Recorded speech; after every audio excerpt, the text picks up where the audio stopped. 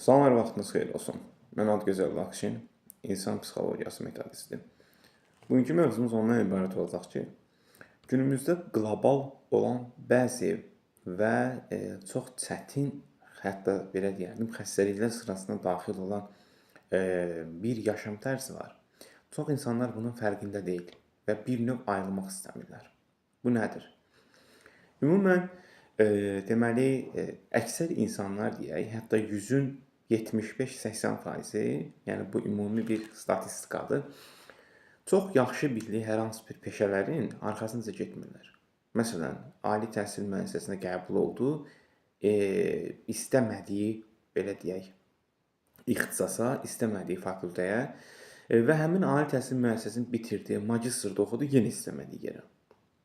İndi ya balı çatmır, ya alınmayanda alınmır və sonda istəmədiyi ixtisası işləyir. Məsələn, maaş alır 700, 800, lap alsa 1000, 1500. Amma içindən bu işi görmək gəlmir. Hər səhər duranda düşünün sizə ki, necə əzab, istirab. Bəzən düşünərsiniz ki, yox, məni bu işi sevənlər falan çoxdur, xeyr. Əksər insanlar bu dəqiqə öz şəxsi işlərindən narazıdırlar. Çünki plansız və məqsədsiz davam edib. Baxsan, məsələn, belə deyək, hər hansı bir mühəndisdir və ya hər hansı bir şirkətdə işləyir, tikinti ilə bağlı və ya hər hansı bir ümumən sahə mühəndisi deyək, məsələn, daha belə açıq-aşkar. Amma gəl ki, bu adam elə bir aşbazlıq sahəsindən, kulinariya sahəsindən, hər hansı bir yemək sektorunun ümumən deyək, bir aşbazlıq bölməsindən deyək, elə bir qidaları, elə bir yeməkləri bişirir ki, əksər aşbaz gəlib onu bacara bilməz. Amma bu iş qalır qıraqda, sevmədiyi ki, hər səhər durur, avtobusa gedəndə biraz loğuru şablon kimi səslənəcək, söyə-söyə. Hə, bugün söydüm, sabah söydüm. Yenə eyni, köhnə amma köhnə tas. Və ayrılmaq istəmirlər. Və nəticədə evlənib ailə quranda, zaman keçdikcə, yaş artdıqca məcburiyyət qarşısında qalıb gedib o iş işləyir. Niyə? Çünki sənin evində ailən var, uşağın var.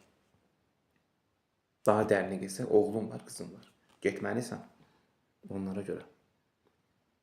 Amma məqsədli şəkildə hər hansı içindən gələn bir peşənin arxasına düşsəydi, artıq oradan gələn qazancla birlikdə daxili həvəslə birləşir və toplam olaraq hər hansı bir şəxsi biznesə atılmağa bir addım olur. Bir var sevmədiyin işi işləyirsən, sənə ancaq günü-günə satmaq və oradan pul gəlir.